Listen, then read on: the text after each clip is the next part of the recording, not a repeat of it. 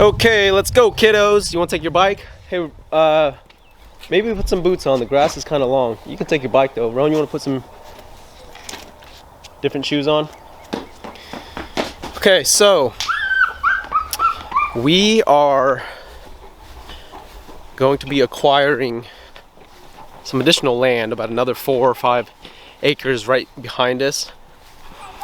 I'm gonna go walk the land. I've walked the land before, but I'm gonna go walk it again, so we can kind of get a better feel for what all to expect, what all to put in the contract when we actually make the offer. I've already talked to the seller. He's a farmer, and we've already pretty much agreed upon most everything, but I just want to walk the property just to double check and see if there's anything additional that we need to take into consideration before we put our name on it. So kids are going to come with me. Let's go check it out. Let's see what we'll be getting our hands into now. So we currently have just about 4 or 5 acres, maybe a little under 5 acres. So it's not a whole lot. Well, at least in my opinion, it's not a whole lot to do everything that we want to do. What was that? He's crying. Because why? That's my 5-year-old. He's crying because he felt like we left him, so let's wait. So, as I was saying, the land that we're on now, it's our house with about 4 or 5 acres, and it's enough to really kind of have our homestead, what we like to call our homestead. You know, we've got really just our 2 dogs, chickens, and a garden that we're putting together. We're no experts at this, but our plans, or maybe our long-term plans, are really to eventually get more livestock, get cattle, some pigs. We've just discussed getting alpacas, and really the only way to do that, given our layout, is to get more land. And so there's an additional 4 or 5 acres that's behind us, and that's what we're walking now. And so I'm currently talking to the farmer who owns the property, and we've pretty much agreed on most everything, but I'm going to walk the property again. I've walked it before, but I'm going to walk the property again to just kind of get a feel for maybe what additional items need to be requested. For example, there's a pile of old fencing that I know that he said he wanted, and I'm okay with him taking, so I want to make sure that, you know, I know exactly what he's talking about there. There's a gate that leads to the adjacent piece of land that he also owns, and so one of the things I might consider doing is asking him to put up an actual working gate, because right now the gate that's there doesn't really function. So we'll go check that out, and we'll just walk the perimeter. There's currently a hot fence on the perimeter, so I want to make sure I check the condition of that and see really what else I can put into the contract once I make the offer in writing. So Daddy, let's go take a walk. To the other field? Well, we're gonna walk this because this is the section that we're gonna be buying. So right now the land that we're in the process of buying, he is running cattle on it. I think if we acquire it, we might consider getting the cattle, at least initially as well. He did make the offer, or the suggestion, that I could buy the land with the cattle on it. I've never raised cattle, so it would be a first for me.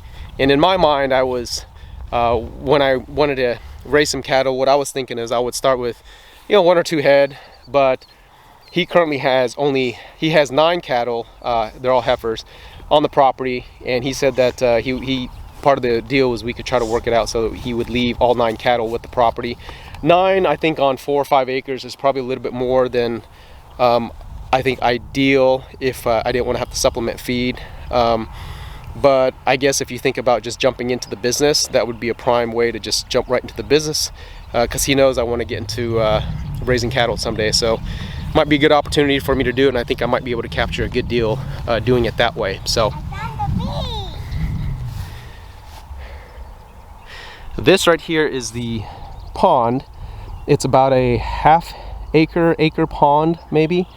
I'd have to double check, but it is included, or it is on the property. I don't think it's spring fed, although since we've been here, the 3 or 4 years we've been here, I've never seen it dry up. So I don't think it's spring fed, but it has never dried up, so that's a good thing, because we can definitely use this for the livestock. It looks like Xavier's stuck. I can't help you, buddy. You got to figure your way out. I hope you know. Yeah, you might be stuck there. You're probably going to lose your boot when you pull your leg out.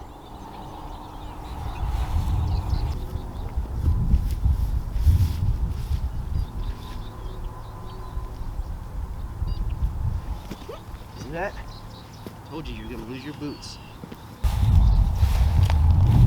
Well, we got him out. I got him out.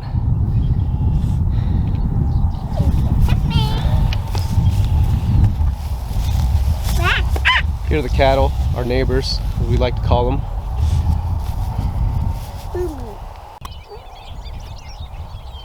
Let's go, come back. All right, so we were kind of interrupted by the cows there, just for the safety of the kids. We're always separated with the fence, but you know, these aren't our cows, and so we don't really know how they would really respond to our presence. And of course, you know, just their pure size, they can be pretty dangerous. So I was just kind of being cautious about them tracking us. Clearly, they just want food. They associate the kids with snacks and treats because sometimes they feed them across the fence line.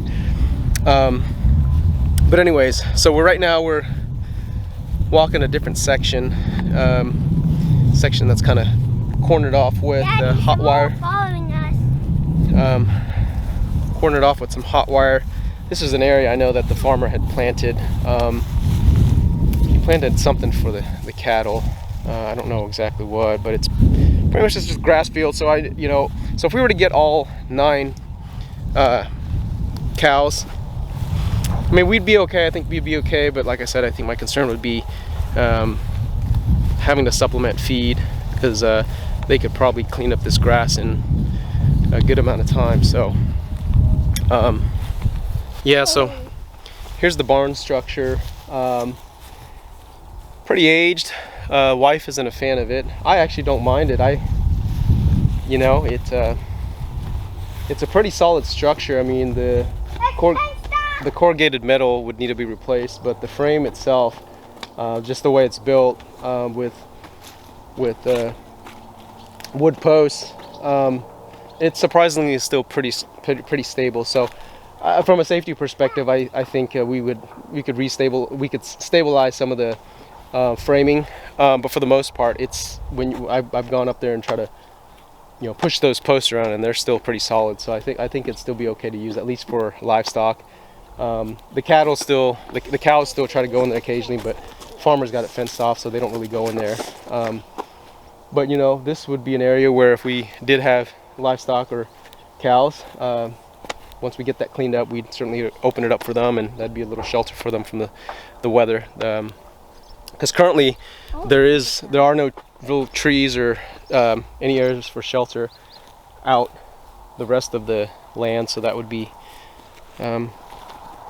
that's what that would be used for. So these panels, the corrugated metal that you see here on the floor, those sheets actually were up on the side of this barn here when we first moved in, but over the years, when the farmer did have the cows come in through here, he had a bull that would come in and kind of rub up against the posts and the metal, and that's eventually what knocked it all down. So I think that's part of the reason why he's kept them out. But he's never really tended to the barn or the structure, and so it needs a little bit of just a little bit of work, but I think we can work with it. So yeah, the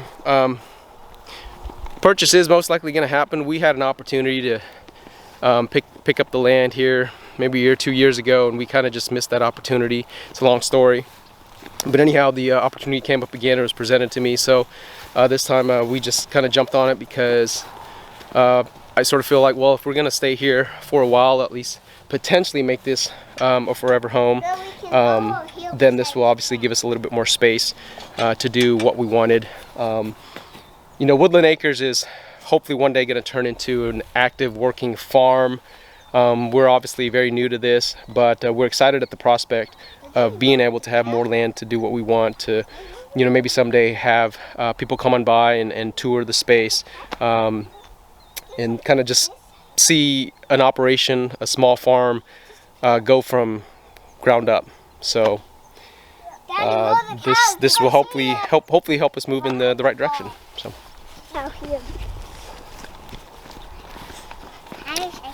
You know, I certainly feel like with, you know, I think we're fortunate.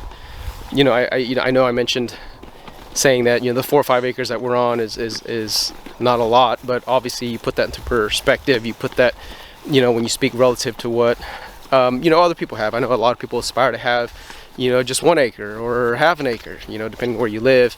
You know, I'm the type that someday I hope to, you know, I aspire to have as much land as possible. I don't know if it'll ever happen, but that's something that would be, I think, totally awesome.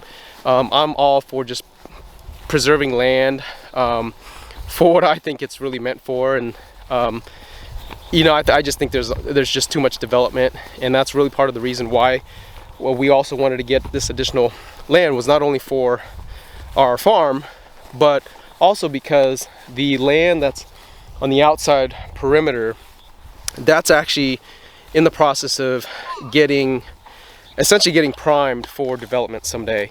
So, you know, within I'd say the next decade, it's we're going to be surrounded by new homes. It's already, since we've been here, it's all creeping up on us already. And you know, I love, you know, it's not that we want to be completely isolated, but we're really drawn to this place because it was kind of it felt like an escape away from, you know, city life, or just away from just development and buildings. And so to see it all kind of creeping back up on us, in a way, it kind of saddens me. So we'll try to get, you know, as much land as we can, but the reality is, all the land that's around us those neighborhoods are creeping up in on us, and just at this point there's really no stopping it. So we'll have some buffer, and we'll at least have our own little space to enjoy. Hopefully someday, if that's what you aspire to have, someday you'll be able to have it too. Honestly, 10 years ago, even when I thought about, you know, the prospect of having land and a farm, it just totally seemed out of reach. So, you know, if you work hard, you save, you invest, you make wise decisions, if you want to have land someday, even though it just seems like it's getting more expensive by the day, just know that I think anybody will tell you that has it, or that is still working for it, you know, it can happen if you want it to happen. And I think that's true with anything. If you really want it, and that's what I preach to the kids, if you really want something, you'll make it happen. You'll figure out a way to make it happen. So, all right, it's time to go mow the lawn. So thanks for watching. Stay tuned for updates on our progress and our future plan, and seeing our plans for that new land play out.